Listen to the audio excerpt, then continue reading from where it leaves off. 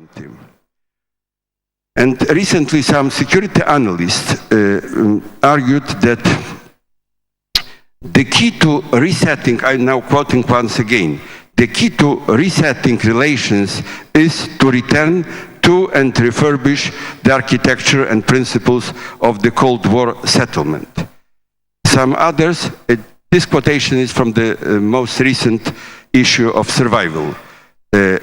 Another is taken from the Washington Quarterly.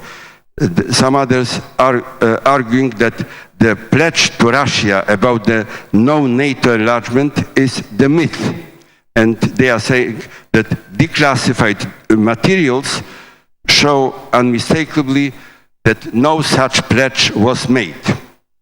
For our deliberation, it is significant to realize what is the genuine strategy of Russia towards Europe. And one of the Russian experts recently published in the very, I would say, elitarian monthly, The Political Class, it is the title of this in Russian, Politiический Class. An interesting essay focused on the question how a breakthrough should be managed in a difficult relationship between Russia and Poland.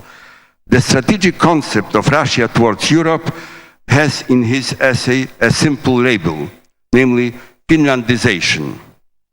The Russian analyst argues the maximal program for Russia is the Finlandization of the whole Europe, but it has to be started from a reorganization of the space of the great limitrof. And limitrof, it is from Latin limitrophus. It was, I would say, near abroad provinces bordering the Roman Empire. And Russia as an empire is now suggesting that it has to be a kind of the near abroad. This expert has in mind countries neighboring Russia in Europe. He mentioned Finland, Poland, but first of all Ukraine, and in the Central Asia, Kazakhstan, as well as Turkey and Iran. And he argues, Finlandization is a mutually beneficial and pragmatic cooperation and relationships based on correctness without tutoring on the issues of democracy and human rights. It is the end of quotation. I decided, I would say, to bring these quotations with an intention to explain what is behind, I would say, all these documents, which otherwise are really not comprehensible and not understandable. Because these documents include a postulate of dividing community of NATO members into two categories.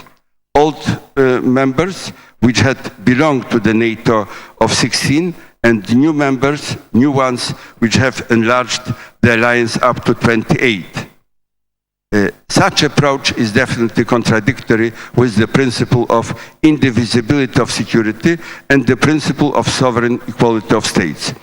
It is not my intention to continue because I have here some quotations from a most recent book published by Asmus, and probably he will tell in much more in much more precise way what he has in mind.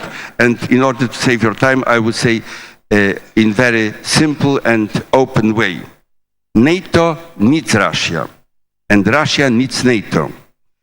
In her speech delivered at the Alliance Strategic Concept Seminar in Washington, Secretary of State Hillary Clinton made a significant remark.